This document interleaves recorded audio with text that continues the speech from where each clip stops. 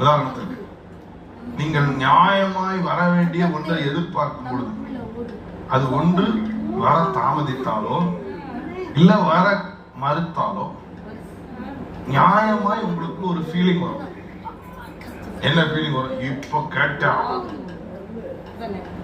இப்போ உதாரணத்துக்கு நான் வந்து ஜான் இடத்துல உண்மையான அன்பை காட்டுகிறேன். உண்மையான அன்பு என்னிடத்துல இருந்து நான் அப்படியே வார்த்தை நேசத்தை பாசத்தை காண்பிக்கிறேன். நேசத்தையும் பாசத்தை நான் காண்பிக்கும் பொழுது ஜான் கைமாறாக அந்த நேசத்தையும் பாசத்தை காண்பிக்க தவறினாலோ இல்ல காண்பிக்க தாமதித்தாலோ எனக்குள்ள ஒரு ஃபீலிங் வந்துடும். என்ன ஃபீலிங்? நான் எவ்வளவு அன்பா இருக்கேன், எவ்வளவு உண்மையா இருந்திருக்கேன். How can this fellow? நான் சொல்ற புரியுதா உங்களுக்கு? That is a feeling. That is a feeling. Into every situation. நீங்க போய் ஒரு ஹோட்டல்ல ஒரு பொருள் வாங்குறீங்க.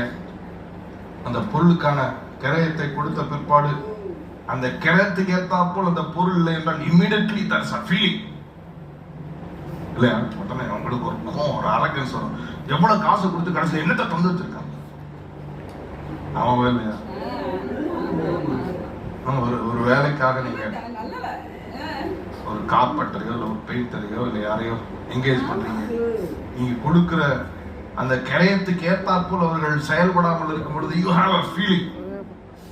உடனே அவங்களுக்கு வேர்ல்டு என்ன செஞ்சிருவோம்? எவ்வளவு கொடுத்த, நீ என்ன பண்ணிருக்க? நம்ம ஃபீலிங்ல நடக்கிறவர்கள் அல்ல, நம்ம ஃபெய்த்ல நடக்கிறவர்கள்.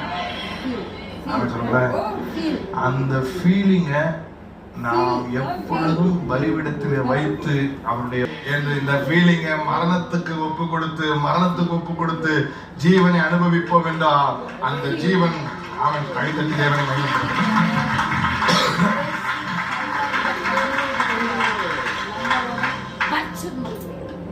தேவனை குறித்து வேதம் சொல்லுகிறது. ஹபக்குக் 1 அதிகாரம் 13 வசனத்திலே ஹபக்குக் chapter 1 verse 13 தீர்க்கதரிசி ஆண்டவரை குறித்து அற்புதமா எப்படி சொல்கிறார்? தீமையை பார்க்க மாட்டாத சுத்த கண்ணனே.